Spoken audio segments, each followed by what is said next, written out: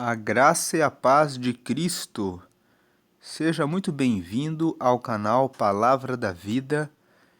Nós estamos agora gravando um texto de Colossenses no capítulo 3, porque fazendo uma oração pela madrugada, estávamos aqui pedindo a Deus pela renovação espiritual e o Senhor nos moveu a ler esse texto e orientar os ouvintes de que a volta dele está muito próxima. Talvez você esteja pensando que a vinda de Jesus demorará, mas os sinais estão se cumprindo.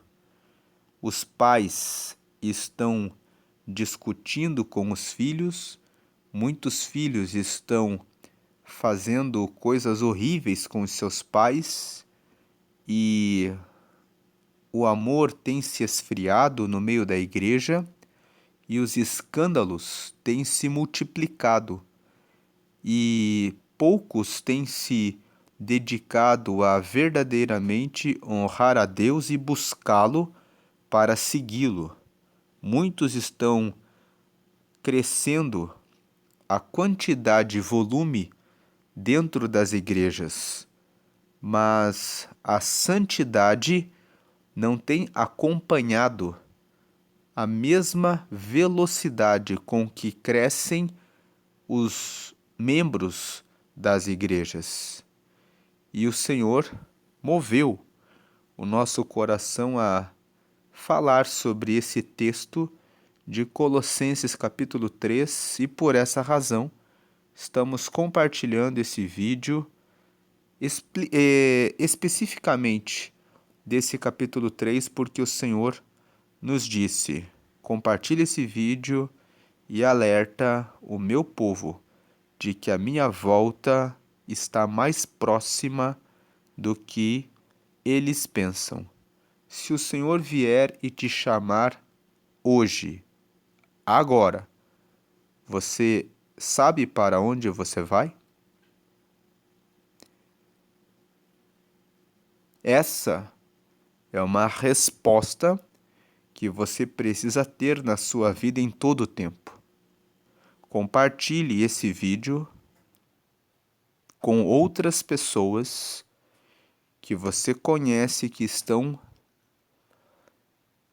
brincando com a fé, com a santidade, com a forma como tem levado a relação com Deus.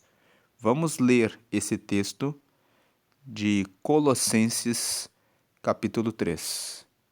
Paulo escreveu essa carta para a igreja de Colossos, uma das igrejas que ficava na Ásia, e essa é uma das poucas igrejas que Paulo nunca esteve presente. Paulo não esteve na cidade de Colossos. Ele escreveu essa carta para os colossenses. Os colossenses eram os cidadãos que nasciam na cidade de Colossos. E ele escreveu essa carta porque tomou conhecimento de que a igreja estava crescendo nesse lugar. Ele enviou missionários para lá, para fundar uma igreja em Colossos, e escreveu essa carta sobre santidade. Veja o que Paulo escreveu e que o Senhor me orientou a gravar esse vídeo para falar dessa palavra e dizer ao povo de Deus: desperta, igreja, desperta tu que dormes, porque a minha vinda está próxima. Paulo escreve: portanto, vamos emendar o que estamos falando com o texto. Portanto, como a volta de Jesus já está próxima, por isso, se já ressuscitastes com Cristo, buscai as coisas que são de cima, onde Cristo está assentado à destra de Deus.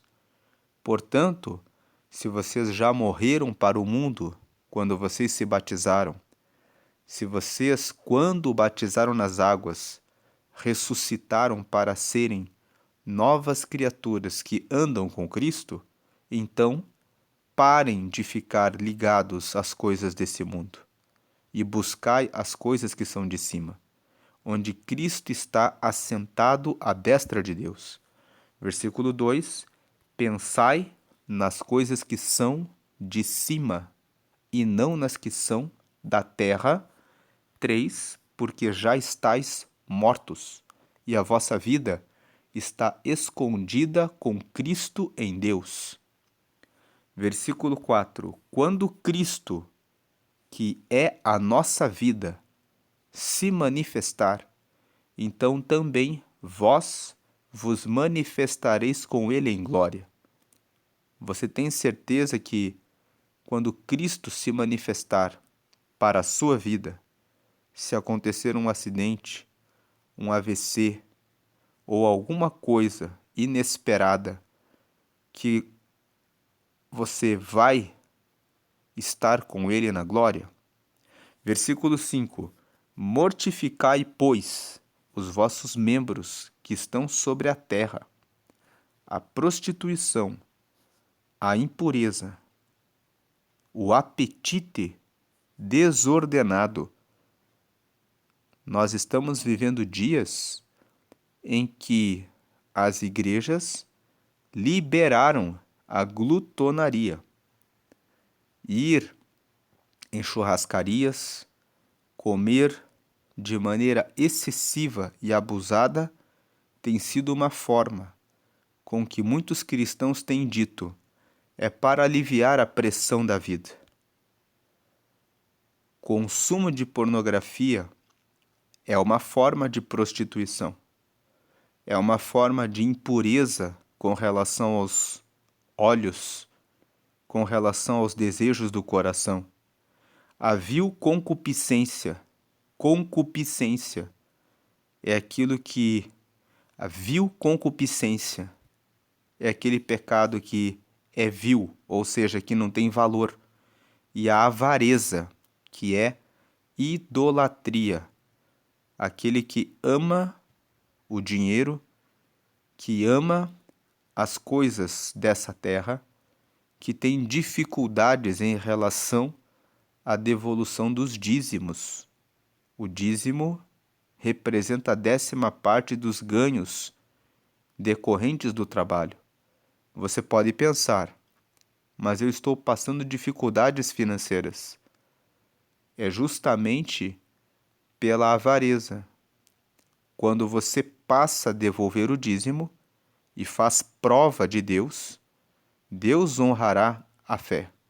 Faça a prova. Leia Malaquias, capítulo 3, versículo 10. Está escrito: trazei os vossos dízimos à casa do tesouro, para que haja mantimento, e depois fazei prova de mim, se eu não vos abrir a janela dos céus, para vos dar a bênção que dela advenha a maior abastança.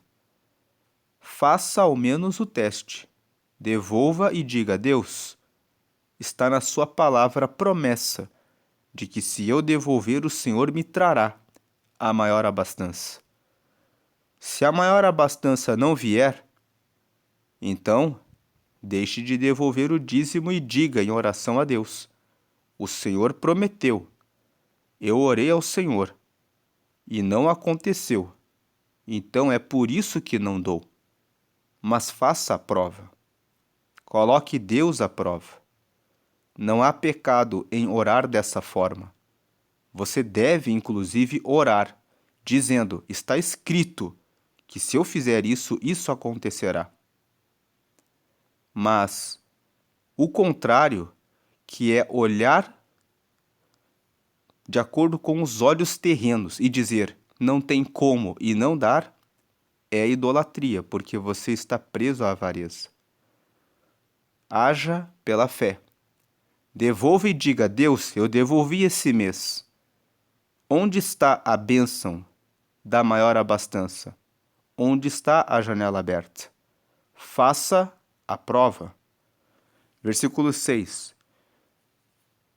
O versículo 6 está falando a respeito das coisas do versículo 5, pelas quais coisas vem a ira de Deus sobre os filhos da desobediência.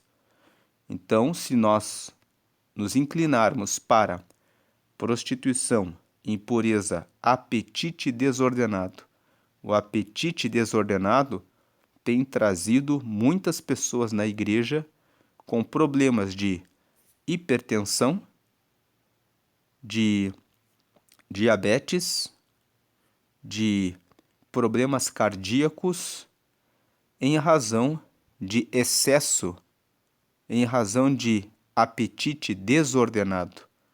Provérbios, no capítulo 23, fala sobre a falta de ordem daqueles que comem demais e bebem demais. Fala que aquele que come e bebe demais nunca prosperará. Excesso de sal gera hipertensão. Excesso de doce, excesso de açúcar gera diabetes. Diabetes gera aumento da pressão no sangue, gera problemas no coração.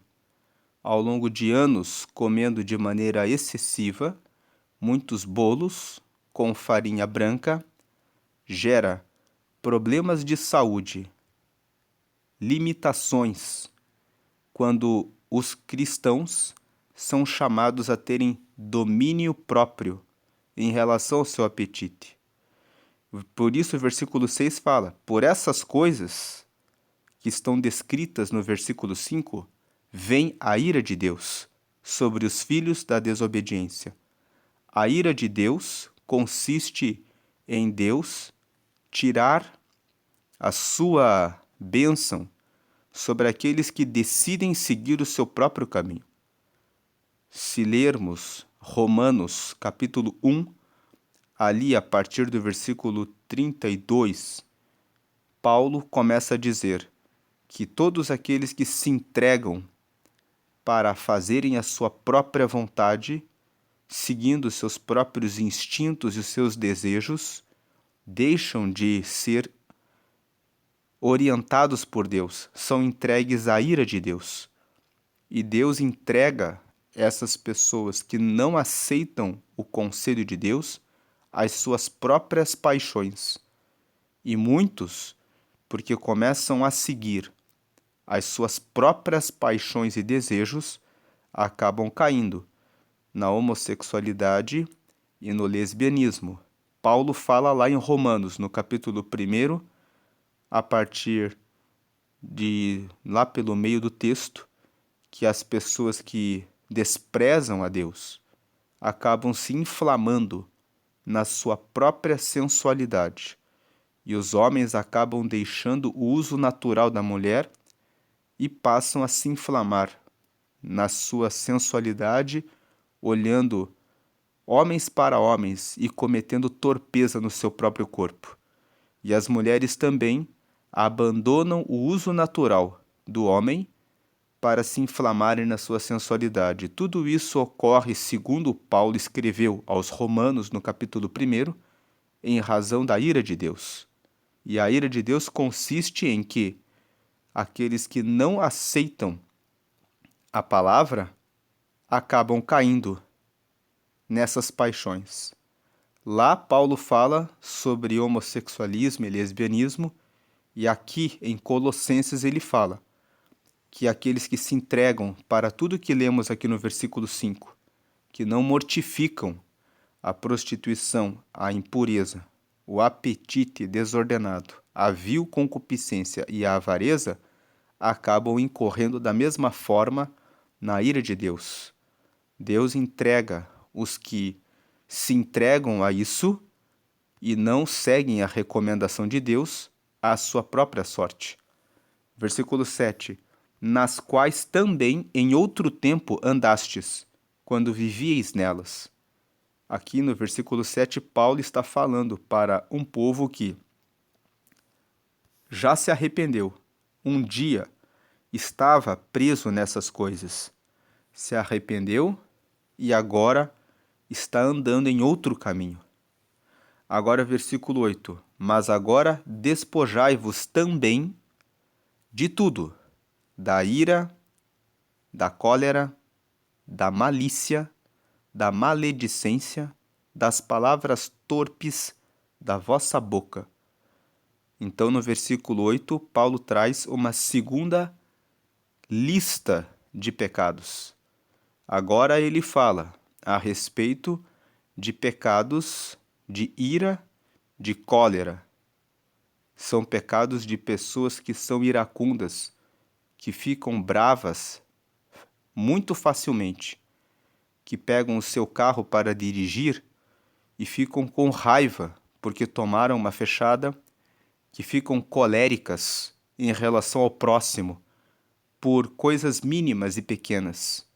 Muitos maridos que carregam cólera da esposa porque a esposa fez alguma pergunta e porque estão com algum problema no trabalho, estão esquecendo de dizer: Senhor, esse problema no meu trabalho é do meu trabalho e eu coloco nas tuas mãos. Mas aqui em casa eu tenho o meu compromisso com o amor e o respeito à minha esposa. Muitas esposas que estão muitas vezes com cólera com relação aos filhos, com relação ao esposo. Repense como você tem tratado o seu cônjuge. Da malícia, da maledicência. Muitos cristãos amaldiçoando a própria vida. Eu sou muito burro. Eu não consigo fazer isso. Deus não me deu essa graça. Deus não me deu essa inteligência. O Senhor deu tudo a você. Ao invés de dizer isso, diga: não sei, mas o Senhor é meu pastor, e Ele me ajudará a aprender. E o Senhor é quem me capacita. E eu o farei, porque o Senhor está comigo. Diga palavras de bênção. Bendiga a sua vida, bendiga aos seus filhos, bendiga ao Senhor. Honre a Deus. Tire a maledicência da sua boca, das palavras torpes da vossa boca. Palavras torpes são palavras sujas, palavrões. Abandone os palavras torpes, os palavrões do seu linguajar. Isso não tem relação com quem é cristão. Aqueles que são cristãos estão guiados pelo Espírito Santo. O Espírito Santo fica triste quando dizemos palavras torpes na nossa boca. O Espírito Santo é educado e aqueles que crucificaram a carne também tornam-se pessoas educadas que cuidam da forma como falam e do seu palavreado. Linguagem comunica quem somos. Quando você fala com pessoas que estão presas, você vê um linguajar próprio. Quando você fala com pessoas que são completamente envolvidas com crime, elas têm as suas formas de fala. Logo você percebe. Quando você conversa com cristãos, você deve manifestar nas suas palavras que você é de Cristo. As pessoas devem ver na forma como você se posiciona e nas palavras que você usa, que você realmente tem Deus. Versículo 9. Não mintais uns aos outros, pois que já vos despistes do velho homem com os seus feitos. Versículo 10. E vos vestistes do novo, que se renova para o conhecimento, segundo a imagem daquele que o criou. Não cabe a mentira na vida daqueles que seguem a Cristo. Cabe apenas a verdade. Jesus ensinou: sejam as vossas palavras sim e não. Quando for sim, que seja verdadeiramente sim. E quando for não, que seja verdadeiramente não, porque o que passa disso vem do maligno. Muitas pessoas recebem um convite para uma festa e dizem: eu vou sim, mas já sabem que na verdade não vão, mas dizem para agradar a pessoa. Você não precisa agradar a ninguém. Se você tem um compromisso, você pode ser honesto e sincero e dizer: eu não irei, pois não poderei. estarei com outro compromisso.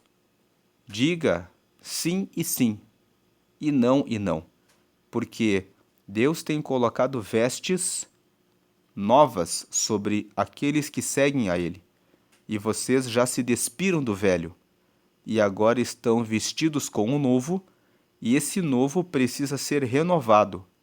Ele se renova para o conhecimento, segundo a imagem daquele que o criou. Deus criou você para ser santo.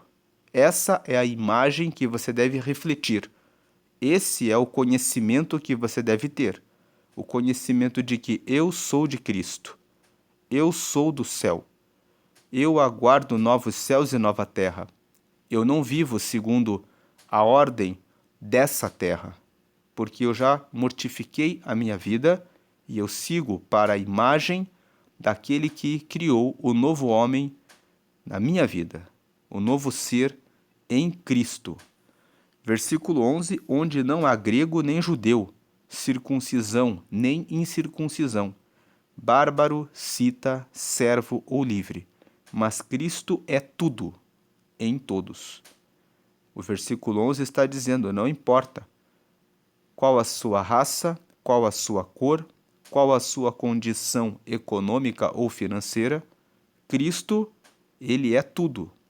E ele é tudo em todos.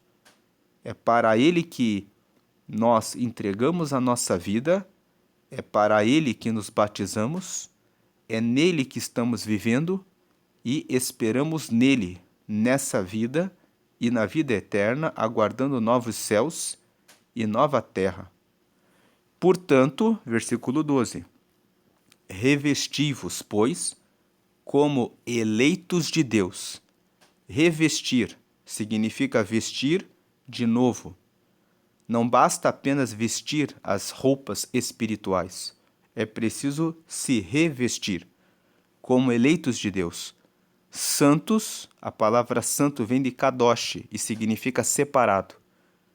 Então isso significa santos, significa separados do mundo, separados das práticas do mundo, separados das amizades do mundo, separados das coisas que acontecem nesse mundo, separados de ficar presos na televisão, vendo noticiários das tragédias e das coisas terríveis que acontecem, mas aproveitando o tempo para oração, para a leitura da palavra e para ampliar o conhecimento de Deus, para estar pronto para fazer a obra e a vontade de Deus, nem que seja pregando para um vizinho, para um colega de trabalho, para alguém que está do nosso lado, que está prestes a tirar a própria vida. Estamos no mês de setembro, e este mês é conhecido como o Setembro Amarelo, que combate o suicídio. Ainda esta semana, recebemos a notícia de 2 namorados que conseguiram receber uma mensagem das namoradas e que conseguiram chegar, cada um na casa delas, no tempo em que estavam prestes a cometer o suicídio. Então, precisamos estar alertas. Quando você está atento nas coisas de Deus, separado para as coisas de Deus, ele pode usá-lo, ele pode usá-la para alcançar alguém que está muito próximo de você, dizendo, vai ali agora, telefona para essa pessoa agora. E um telefonema para dizer que você se preocupa com alguém pode tirar a pessoa da ideia de que está sozinha, de que não tem ninguém por ela. Então, revesti-vos, pois, como eleitos de Deus, santos e amados, de entranhas de misericórdia. Entranhas fala a respeito de ter misericórdia dentro de você. Que isso seja algo que está dentro do seu coração. Quando fala nas entranhas, fala a respeito do ser lá no profundo, que você esteja revestido de misericórdia. A palavra misericórdia é formada por duas palavras, miséria e cordes. Miséria. Nós temos nossas misérias. Cordes é coração. Deus, apesar das nossas misérias, nos abraça para junto do coração dele. Por isso, misericórdia significa amar com o coração o outro apesar das suas misérias, abraçar o outro apesar dos seus erros e pecados. O texto fala revesti-vos, pois como eleitos de Deus, santos, separados para Deus e amados, de entranhas de misericórdia. Ele está dizendo, tenham nas entranhas de vocês misericórdia, para receber com o coração de vocês aqueles que são miseráveis, assim como eu tenho feito convosco. De benignidade, benignidade é a qualidade de ser benigno. Benigno é o mesmo que bondoso. Então, é o mesmo que dizer, carreguem essa qualidade com vocês, de verem tudo com o propósito de praticar o bem. Com humildade, muitos estão carregados de soberba, orgulho, prepotência, porque eu sou o pregador, eu toco muito bem, eu estou na frente, na liderança daquele grupo, eu sou muito bom no que eu faço, no meu trabalho. Estão esquecendo que tudo que recebemos, recebemos pela graça e pela misericórdia de Deus em nossa vida. E todos os dons, talentos, capacidades e habilidades são nos dados para o serviço do reino de Deus, de maneira alguma para a honra, exaltação, glória daqueles que receberam os dons. O próprio Cristo sempre procedeu com humildade. Mansidão. Muitos estão com gritarias, ficando irados facilmente, como já lemos aqui no versículo 8, despojai-vos da ira e da cólera. O versículo 12 está reiterando isso. Tenham mansidão, tenham longanimidade. Longanimidade é a qualidade de ter longo ânimo. É o mesmo que paciência. Versículo 13. Suportando-vos uns aos outros e perdoando-vos uns aos outros, e se algum tiver queixa contra outro, que se perdoem. Assim como Cristo vos perdoou, assim fazei vós também. Na oração do Pai Nosso, uma das orações que o Senhor ensinou, uma das frases diz: perdoa as nossas dívidas, assim como nós perdoamos aos nossos devedores. Tem uma outra versão que fala: perdoa as nossas ofensas, assim como nós temos perdoado a quem nos tem ofendido. Mateus capítulo 6, versículos 14 e 15. Se vós perdoardes aos outros, também o vosso Pai Celestial vos perdoará nos céus. Mas se vós não perdoardes, também o vosso Pai não vos perdoará. Versículo 14. E sobre tudo isto, ou seja, além de tudo isso que foi falado, revesti-vos de amor, que é o vínculo da perfeição. João, na primeira carta, 1 João, no capítulo 4, fala no capítulo todo, no capítulo 4, a respeito do amor. Uma das frases ali é que Deus é amor, e que se alguém diz que tem Deus, mas aborrece a seu irmão, é homicida, porque aquele que não ama a quem vê, como pode dizer que ama a Deus a quem não vê? Revesti-vos de amor, que é o vínculo da perfeição. Versículo 15. E a paz de Deus, para a qual também fostes chamados em um corpo, domine em vossos corações. e sede agradecidos. Versículo 16. A palavra de Cristo habite em vós abundantemente, em toda a sabedoria, ensinando-vos e admoestando-vos uns aos outros. Admoestar é o mesmo que avisar com veemência, chamar a atenção. Chamem a atenção uns aos outros. Olha, você não está andando na palavra. A palavra fala para você melhorar aqui e ali. Com salmos, hinos e cânticos espirituais, cantando ao Senhor com graça em vosso coração. É isso que muitos têm se esquecido de fazer.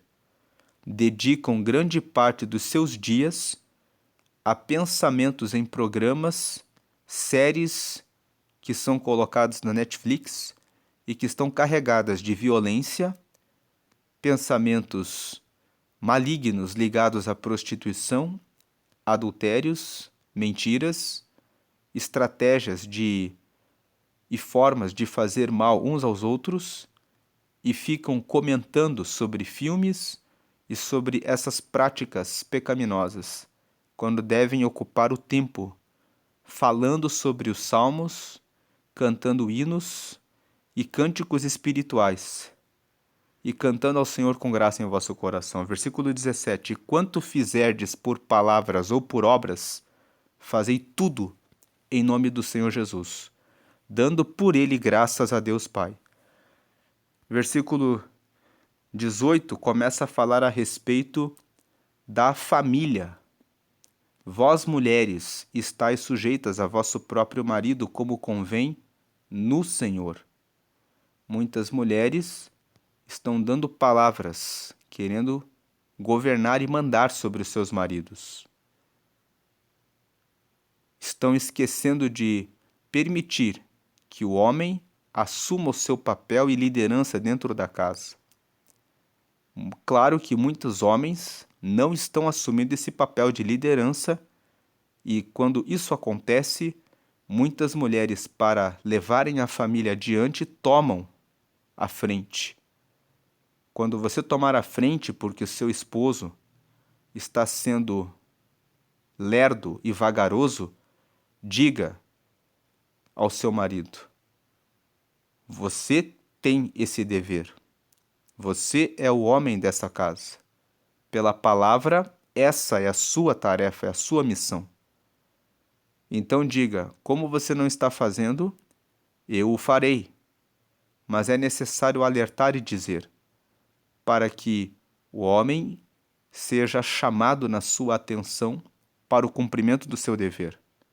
Não faça apenas e depois fale com outras mulheres, como muitas fazem.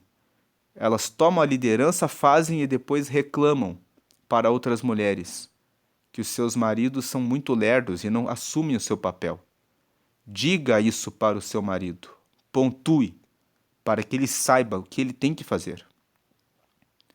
Versículo 19. Talvez, ainda no 18, você tenha que esperar um pouco, ter um pouco de paciência e dizer para o seu marido: você lembra daquilo que eu já pedi? São formas de despertá-lo e encaminhá-lo para que ele faça o que tem que fazer. Versículo 19. Vós, maridos, amai a vossa mulher, e não vos irriteis contra ela. Muitos maridos falam: essa mulher fala. Você se casou com ela. É seu dever ter paciência e amá-la. Mas eu tive um dia cheio no meu trabalho, ainda vou ter que ouvi-la. Sim, ela é carne da sua carne. Gênesis 2:24, você se casou com ela e agora você e ela são apenas um. E você não faz mal a você mesmo nos dias em que você está querendo desabafar, querendo conversar, querendo falar sobre alguma coisa. Muitos maridos escutam o amigo por horas falando sobre futebol, falando sobre política, falando sobre série, mas dizem que ficam entediados de ouvirem as suas esposas. Versículo 20. Vós, filhos, obedecei em tudo a vossos pais. Provérbios recomenda que a honra ao pai e à mãe é fundamental para o sucesso. Obedeçam em tudo a vossos pais, salvo se os vossos pais estiverem ensinando alguma coisa que seja completamente errada e que não esteja de acordo com a vontade de Deus. Se eles estiverem nesse caminho, então, vós que sois filhos, orientem os pais, dizendo: você precisa seguir Colossenses 3. Leia esse texto com seu pai, com a sua mãe, quando eles estiverem caminhando pelo lado errado. Porque isto é agradável ao Senhor. É agradável que os filhos obedeçam em tudo a vossos pais. Se os pais estão trazendo bom conselho e boa recomendação, siga-os. Versículo 21, vós pais, não irriteis a vossos filhos, para que não percam o ânimo. Muitos pais cobram sem paciência, exigem sem amor.